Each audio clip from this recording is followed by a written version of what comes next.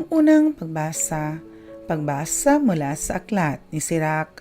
Anak ko, maging mapagpakumbaba ka sa pagtupad ng tungkulin at mamahalin ka ng mga malapit sa Diyos. Habang ika'y dumadakila, lalo ka namang magpakumbaba, sa gayoy kalulugdan ka ng Panginoon. Huwag mong hangaring maunawaan ang mga bagay na lampas sa iyong kakayahan. Huwag mong saliksikin ang hindi mo kayang malaman. Nililimi ng matinong tao ang mga talinghaga. Nawiwilis silang makinig pagkat nais nilang matuto. Kung ang tubig ay nakamamatay ng apoy, ang paglilimos ay nakapapawi ng kasalanan. Ang salita ng Diyos. Salmong tugunan. Poon, biyaya mo ibigay sa mahirap naming buhay. Ang lahat ay nagagalak, natutuwa ang matuwid sa harapan nitong Diyos. Galak nila'y di malirip. Awitan ang Panginoon, purihin ang kanyang ngalan, ang pangalan niyang banal. Magalak na papurihan, tugon. Poon, biyaya mo ibigay sa mahirap naming buhay. Ang Diyos na naroroon sa tahanan niyang templo, tumitingin sa ulilat, sanggalang ng mga balo. May tahanan siyang laan sa sinumang nalulungkot.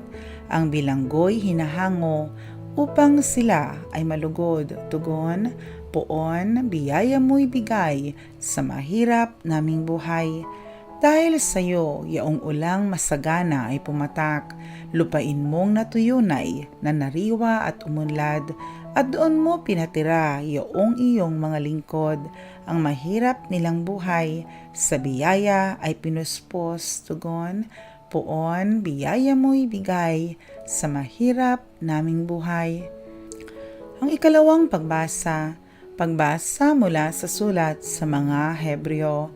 Mga kapatid, hindi kayo lumapit gaya ng paglapit ng mga Israelita sa isang bundok na nakikita sa bundok ng Sinai na may nagliliyab na apoy, balot ng pusikit na kadiliman, may malakas na hangin, may tunog ng trumpeta at tinig na nagsasalita. Nang ang tinig na ito'y marinig ng mga tao, isinamo nilang tumigil iyon sa pagsasalita sa kanila. Ang nilapitan ninyo'y ang bundok ng Sion at ang lungsod ng Diyos na buhay, ang Jerusalem sa langit na kinaroroonan ng di mabilang na anghel. Lumapit kayo sa masayang pagkakatipon ng mga ibinilang na panganay na nakatala sa langit.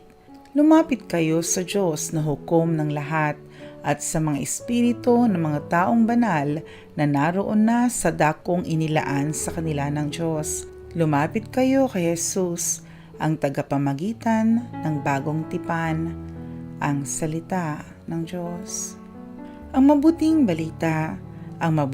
balita ng Panginoon ayon kay San Lucas.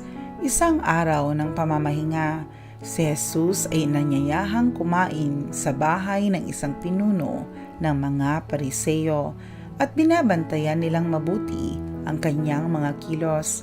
Napansin ni Jesus na ang pinipili ng mga inanyayahan ay ang mga upuang nakalaan sa mga piling panauhin.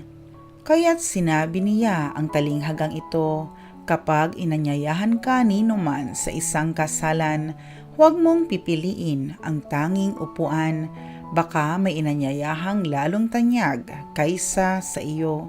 At lalapit ang nag-anyaya sa inyong dalawa at sasabihin sa inyo, maaari bang ibigay ninyo ang upuang iyan sa taong ito? Sa gayoy mapapahiya ka at doon malalagay sa pinakaabang upuan.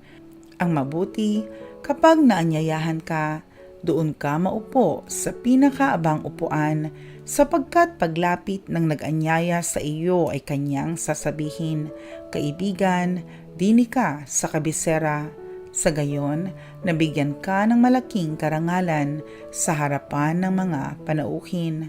Sapagkat ang nagpapakataas ay ibababa, at ang nagpapakababa ay itataas. Sinabi naman ni Jesus sa nag-anyaya sa kanya, Kapag naghahanda ka, huwag ang mga kaibigan mo, mga kapatid, mga kamag-anak o mayayamang kapitbahay ang aanyayahan mo sapagkat aanyayahan ka rin nila at sa gayoy nagantihan ka. Kaya kung ikaw ay maghahanda ng isang malaking salo-salo, ang mga pulubi, mga pingkaw, mga pilay at mga bulag ang anyayahan mo, hindi sila makagaganti sa iyo at sa gayoy magiging mapalad ka. Gagantihan ka ng Diyos sa muling pagkabuhay ng mga banal. Ang mabuting balita ng Panginoon. Panalangin ng bayan. Ama, biyayaan mo kami ng iyong pag-ibig at kababaang loob. Panatilihin mo kaming iyong simbahan sa kababaang loob habang ginagabayan ng mga pastol na iyong tinawag at itinalaga. Tulungan mo kaming maging tapat sa iyong mabuting balita. Manalangin tayo. Ama, biyayaan mo kami ng iyong pag-ibig at kababaang loob. Maging mas mahabaginawa ang aming mga pinuno sa pamahalaan upang hindi nila malimutang ang kanilang unang tungkulin na isabayan, lalong-lalo na sa mahihirap at sinisiil na mga makapangyarihan. Gabayan mo sila ng liwanag ng iyong katotohanan. Manalangin tayo. Ama, biyayaan mo kami ng iyong pag-ibig at kababaang loob. Hipuin mo ang aming mga puso, kaming natitipon ngayon, upang paglingkuran namin ang isa't isa ng may kababaang loob. Manalangin tayo. Ama, biyayaan mo kami ng iyong pag-ibig at kababaang loob.